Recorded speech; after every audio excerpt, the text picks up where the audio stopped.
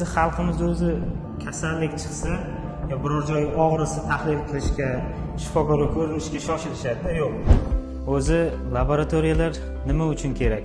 Laboratoriyalar hozirgi kunda sog'liqni saqlash tizimida asosiy bo'g'inlardan biri hisoblanadi. Chunki inson organizmidagi kasalliklarni aniqlashda eng asosiy va muhim ma'lumotlar aynan shu laboratoriya tahlillari orqali olinadi.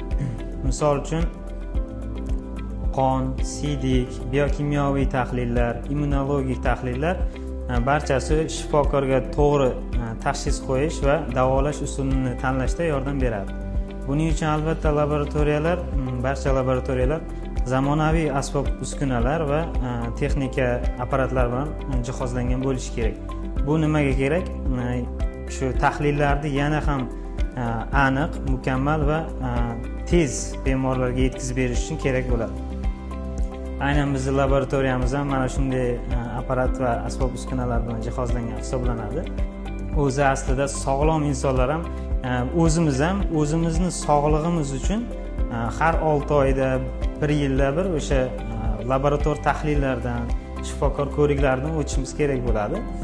Shunda sog'lig'imiz yaxshi bo'lsa, ishlarimiz ham hammasi joyida bo'ladi.